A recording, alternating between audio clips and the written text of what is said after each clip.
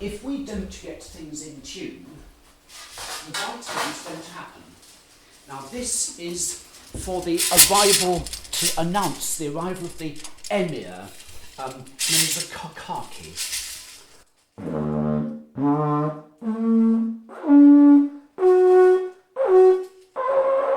I can't get that because the mouthpiece is too large.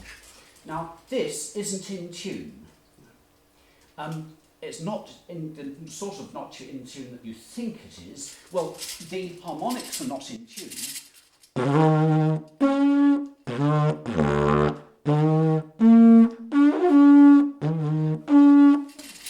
That's not in tune because this is a thick pipe that's not constructed to resonate properly harmonically, and Martin will probably be able to tell us more about that.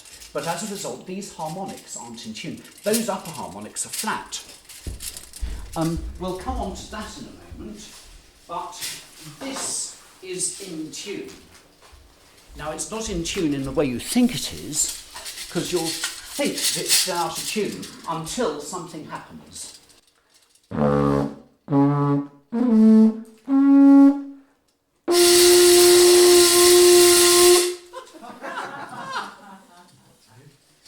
Now, with conventional piano tuning, everything is out of tune and nothing resonates. If we can tune the instrument so that it resonates, yes, we get that magic. Now, because that magic isn't in the sound of the modern tuned piano, Steinways, Bechsteins, Kawais have all gone to a duplex tuning system where you get one length of string in the treble and then you get another sounding length of string at the top tuned to an octave and a half or whatever above that rings, and those things are never in tune. I've only met one instrument where they're in tune and they ring horribly. They produce this bell-like hideous strong sound and it's all out of tune and it just rings and it's ugly. But when you get the tuning right, you can get that zing out of the sound without all these out of tune bits. So does that mean when the harmonics? Because the harmonics are stacking up and resonating, and so you're getting the scale notes to resonate with the harmonics of the bass strings. And when that happens, you get magic out of your piano, as we're going to discover. I've now got our electronics working, and so I can now demonstrate the function of harmonics within the organ sounds. Now, I'm going to choose a stop, which is the bottom 8-foot pitch, and you can hear within that sound, can you hear, oh, you can hear that harmonic within that sound. I'm now going to add the sesquialter, which is a quint and a tierce. So it's the fifth and it's the third and the fifth harmonic. So here we come. And I'm going to add the note, the scale, and you'll hear it beating. Now, there's a difference here because we're using an organ where we are pushing out the sound. When we're tuning a piano, we are pushing out one sound in one string, but receiving it in another and resonating. And this is why resonance in the piano is as important as that kakaki trumpet. So, whilst I'm going to play, I'm not asking you to listen to those two tones, but I'm asking you to think how they resonate on the piano. So this is how pianos are normally tuned, in equal temperament, where the fifth harmonic beats against the scale, and piano tuners are very particular to make sure that these beats increase gradually as they go up the scale, and it has to be perfect. And if it's not, they're a bad tuner. There is another way. I sound like Tony Blair, don't I?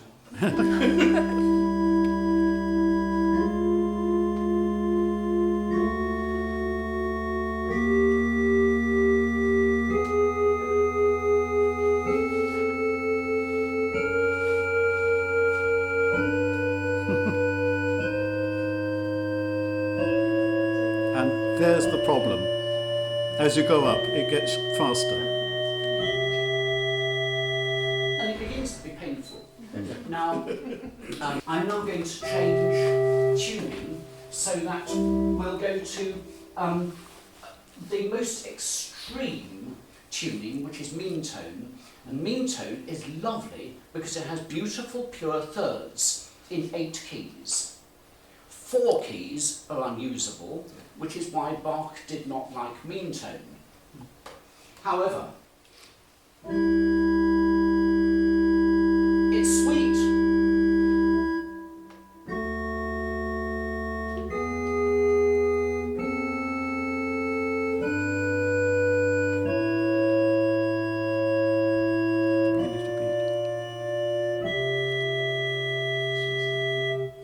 So we hear there the way in which that harmonic is part of the sound and it's in tune. And it's still sweet at the top. Yes, Where the previous tune was. that's right. Because there are far fewer beats, in other words, far less So- interference. When we're looking at resonating on the piano, those notes will resonate and it will build sound. Now, where those notes are away, it's so far away, that sounds nasty. But on the piano, it doesn't, because that doesn't resonate. It's not there. And so we use tunings ideally between equal temperament and that extreme so that we can play in all keys. So that's the idea of this. But perhaps now you've heard the harmonics. I'm going to press that note down there. This is an F.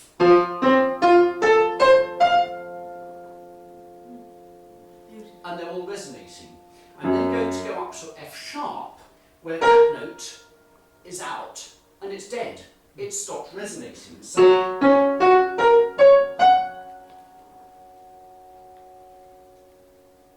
and that out of tune one isn't there, so it doesn't contribute to the resonance. So it means that it pulls the whole instrument into a resonance, and when we change key, it's a different tonality as different harmonics are brought into that resonance, and it's an exact resonance. And when I play the last note of the first Mozart Sonata second movement,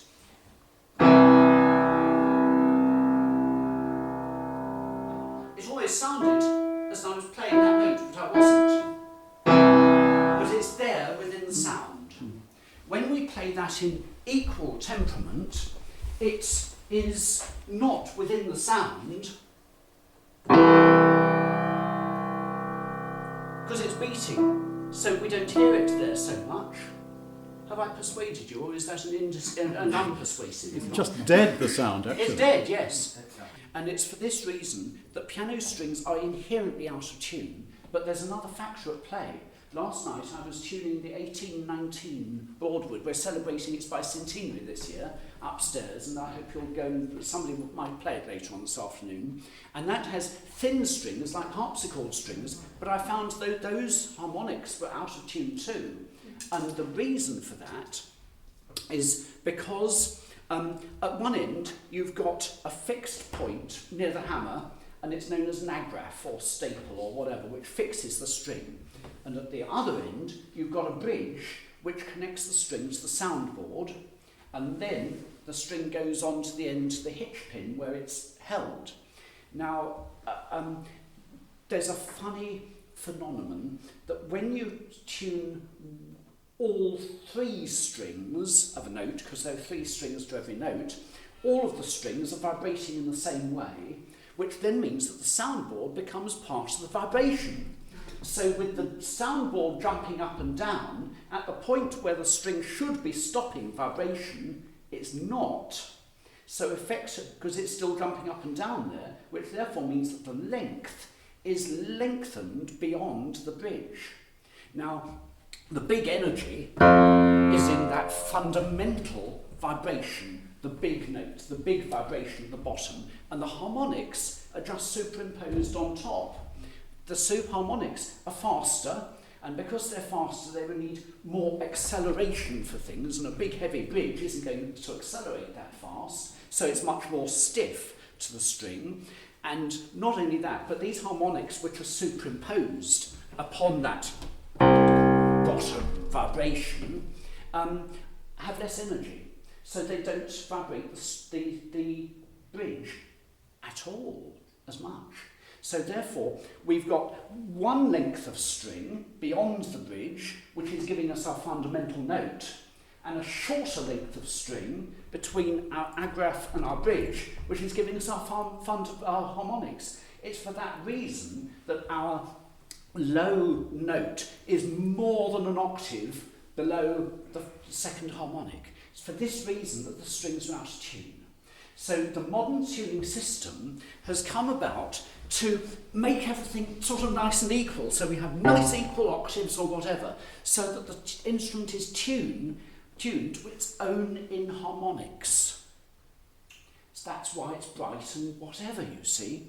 And the way in which these historical temperaments work is to give us nice clean intervals, which are mathematically related to the scale, to the just scale, to the harmonics. So these historical temperaments give us this close harmony. And the notes, the fundamental notes, are in tune with themselves, with the harmony. Then we tune, so I do that between those three octaves. So those three octaves are tied to the proper vibration ratios between the notes, which gives us our tight harmony, and then the bass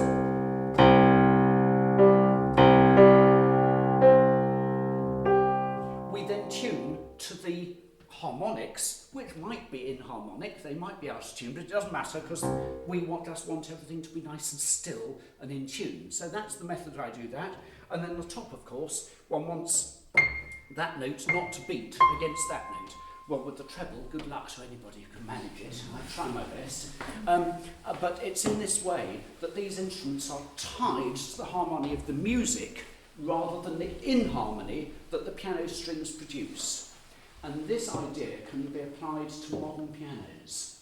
And Didier over there has a Kawai, and it was horribly harsh, and we had a concert and there were lots of people in not a huge room, but anyway, it was a bit painful on the ears, and I came and tuned it. I sat down and I looked at this very shiny, wonderful black instrument that was tuned in equal tempo perfectly.